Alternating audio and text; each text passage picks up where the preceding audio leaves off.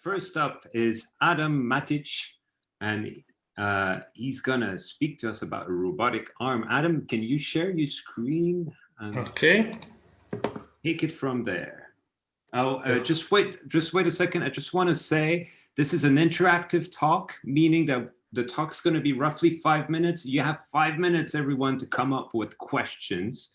You can use the chat, but most importantly, you should use the question and icon to post your question. Just shoot questions. It's going to make everything more interacting. So let's go, Adam. Well, hello everyone. I'm Adam. I'm going to talk to you about the robot arm we built in the lab. So you can see the picture on the left.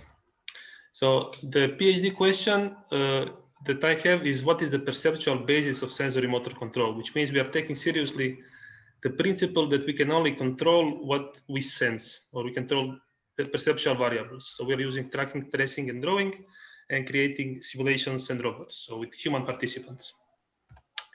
And we are inspired very much by people who do neurorobotics and biorobotics, who try to create models of animals and then study how these models behave in the real world, and then try to get insights from the real world about what we can say about their organization of the animal nervous system.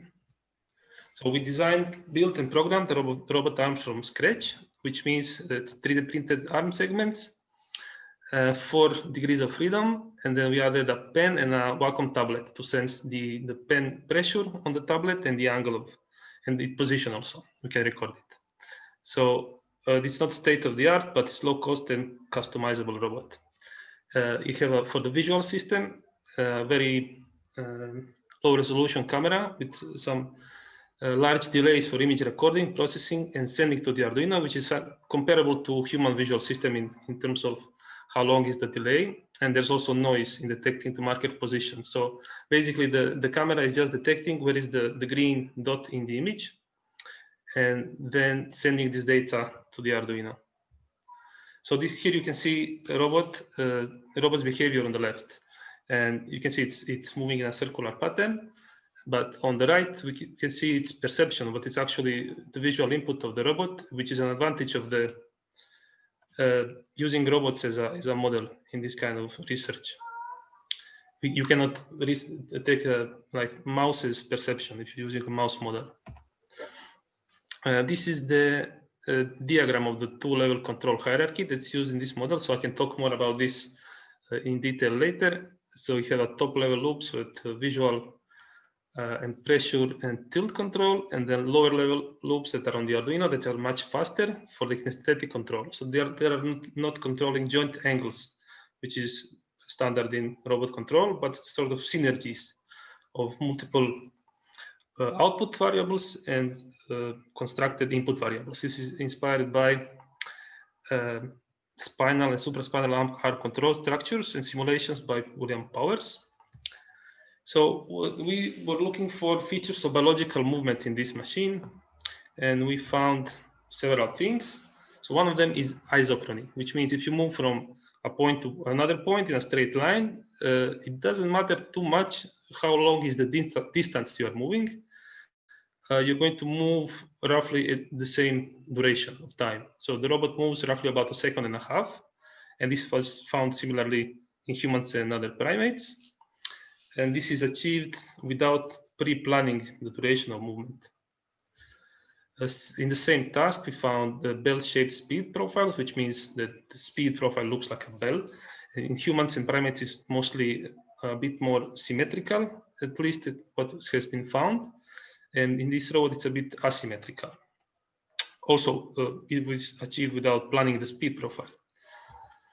So when humans track elliptical targets at high speed, we can see on the left plot, the blue areas are low speed or lower speed relatively, and the red areas are higher speed. So this is how humans track ellipses. So they have to slow down in the corners. And when we took the same task to the robot, we had a constant speed reference. The robot had very high speed. The robot also showed the same sort of speed profile, but it did not maintain the mechanism did not maintain the shape of the size of the shape. So next we checked how well the multivariable control works. So because the robot is programmed to control visual positions in X and Y, and then also pen pressure and pen angle towards the tablet. So we can see on these plots in the middle that pressure and pen angle are controlled in both situations. So on the left is a normal situation, on the right is a situation with tilting the tablet by 30 degrees. And in both situations, the pressure is roughly constant and pen angle is roughly constant. Then we found that the robot can achieve motor equivalence, which is a feature that it can achieve constant outcome despite changes in motor implementation. That is, we block the wrist, so it cannot move it at all, and then we give it the same task. So you can see on the right that the visual position is maintained. The wrist is not moving, and then there is no reprogramming or learning or anything. So this is automatically. And similarly, if we move the marker by 12 centimeters away, which is the tool use situation, the marker still follows the visual reference. And also if we rotate the visual field, again, the marker follows the visual reference. This is because the higher level does not send coordinates to the lower levels. It sends the goal to move in a certain direction. So to conclude, in terms of Mars levels of analysis, we can see at the bottom that the very different mechanical systems can achieve with this on the top the goal of reaching or coordinating multiple input variables. So we can conclude that maybe the algorithms that we used are similar to the algorithms in humans in some ways. But for example, we can also see that the following predictable patterns, like ellipses, is not completely modeled in this system because the size is not maintained. So we can see that hierarchies of feedback have some very interesting features. They are coupled with a real robot arm, and when they behave in a real environment, they produce certain biological movement features. However, we cannot generalize too much because there are many differences in the mechanical implementations between the arm and this robot, and also we are missing many higher levels to achieve more complex behaviors. So that's it. Thank you. So great, thank you, Adam. That was nice. That's quite impressive. thank you. Thanks.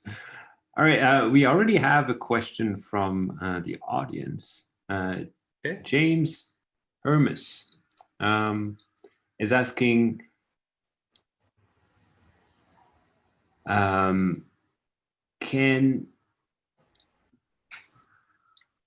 I just didn't get, actually, James, if ever you wanted to come up on stage, you can come up on stage. But he's asking, what are the time delays? What were the time delays? Yeah, I think you said that at the beginning. Yeah. And then maybe you can expand on what is the control structure. And that's also a question now. I also okay. So I have it here. So the pointer, the delays are mostly the biggest in between the camera and the Arduino. So these are around 180, right? 180 to 200 milliseconds, which are comparable to human delays, right? While in the lower level loops, the delays are around 5 to 10 milliseconds, because the sampling time is 5 milliseconds for each of the joints, right? And so you talk about hierarchical processing. Where do I see this in that graph? So the hierarchy is sort of, this is an outer loop which goes between. So here is a marker, let's say, in the body of the robot, and this is recorded by the camera, and this is processed in the computer. And then here we have the goals that are set for the marker position. So the ellipse here is like a setting of a goal for the marker position here. And then this is like a top level loop, and it's setting a reference for the lower level loop, which is here. So the X and Y visual control is setting a reference for the kind of kinesthetic control of X position. And okay, so instead of saying exactly where to go at every moment of time, it just sets a target that's being updated, and that leads to two levels, but it's hierarchical in two layers, right? Yeah, that's what you're saying. Yeah. Okay. So and your controllers, your markers here are a little bit acting like proprioception. The markers are acting as visual cues, as visual position cues. of yeah. Okay, it's all visually guided. Yeah. In the upper level, we have two visual variables, the X and Y, but then there's also pressure, which is kind of between the pen and the tablet, and there's the angle of the pen, which is like if it's perpendicular to the tablet, it's like 0 degrees, and it's maintained mostly 0 degrees. And then the lower levels, they have kind of angles of joints that are converted to reach variables and other, so X, R, Z, and delta, which are not exactly angles, but some kind of different synergy variables. Okay.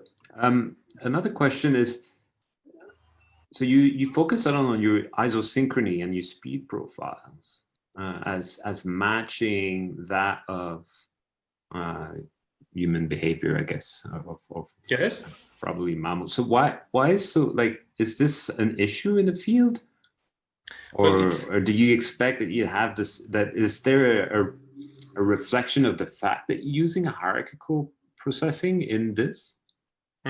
Not necessarily. So it's possible to achieve this isochrony with different kinds of systems. Sometimes people say it is necessary to plan this kind of movement, but it's not always necessary to plan, even in this kind of a system with large delays, with large unknowns in the physics of the system. So the system is not trained to know much about the physics, and yet it can achieve this kind of movement, which is in a way standard behavior of a second order system. So we can make a model like a mechanical analogy as a mass on a spring with damping that behaves very similarly to this.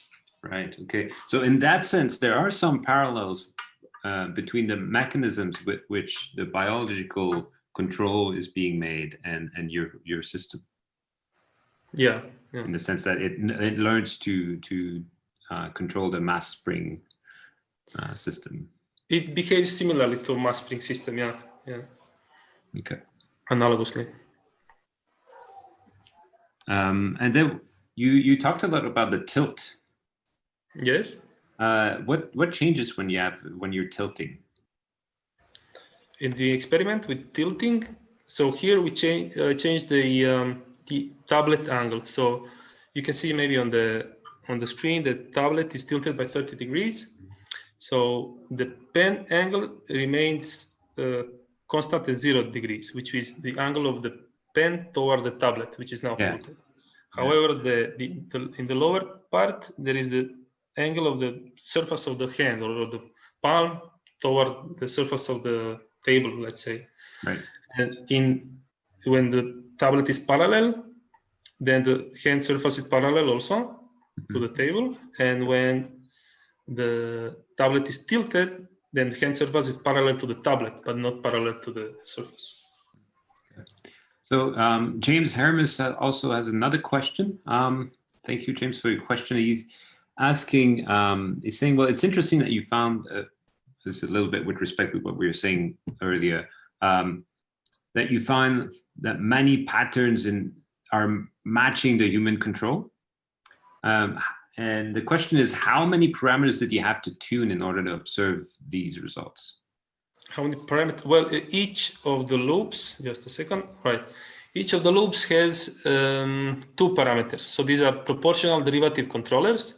So we have gains 4 loops on the top and 4 loops on the bottom. So 8 parameters plus the low pass filters, which is another 2 parameters, 10. 10. They were controlling the shape of the curve, of the learning curve, of the speed of the motion? Speed of the motion, yes, yeah. Okay. There was no learning There was no learning by the robot autonomously. It was all mostly by me, just changing the parameters until stuff works. Okay. Thank you so much, Adam. We'll have Thank you. We'll have now Laura. Maybe you can.